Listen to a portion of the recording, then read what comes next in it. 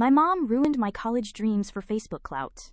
Alright, so I, 19F, just found out something that made me sick to my stomach. I've been working my ass off since 9th grade trying to get into my dream college, Stanford. I studied like crazy, joined clubs, did volunteer work, even interned at a local tech startup during my senior year. I wasn't partying or going out like most teens. I was grinding for this. My parents always said they were proud of me. They let me think they were saving up for my college fund since I was little. Every time we got birthday money or I got paid from a job, my mom would say, "Let's put it in your college account, sweetie." I trusted her. So, application season comes. I get accepted into Stanford. Literal tears. It was the happiest moment of my life. Then the financial aid letter comes in. I still needed to pay about $18,000 a year after grants and scholarships. Not ideal, but I figured we'd use some of the college fund, and I'd take out a small loan. I go to talk to my mom. She looks me dead in the eye and says, "Oh, honey, there's no college fund." I thought I misheard her. No, she tells me that they used it. All of it. On what, you ask? A destination vow renewal, custom-built patio furniture, and a freaking designer purse collection that she now shows off on TikTok and Facebook. I'm sitting there stunned. I ask her why she never told me. She says, "Well, we thought you might not even get in. And once you did, we didn't want to ruin your moment." She had the audacity to say, "Besides, you're smart, you'll figure it out. Maybe you could take a gap year and work." I went to my room and just cried. My dad says he wasn't really involved in the finances, and that I should be grateful I even got into Stanford.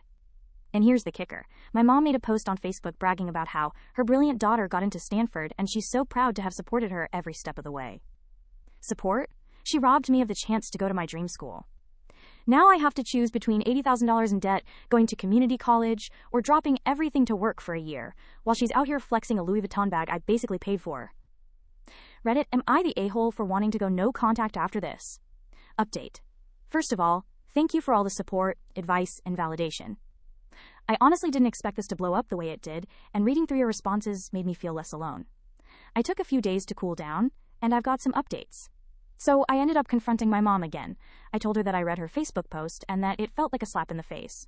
She brushed it off, saying she was just trying to show appreciation and that I was overreacting. When I brought up how devastated I was, she actually said, "Well, sweetie, maybe Stanford isn't your path. Maybe this is a sign." A sign? Like me getting robbed of my future is the universe's message to humble myself? I couldn't even respond. But it gets worse. I found out from my aunt, mom's sister, that there was a college fund at one point. My grandparents had started it when I was a baby, and apparently it had a decent chunk of money in it until about 3 years ago.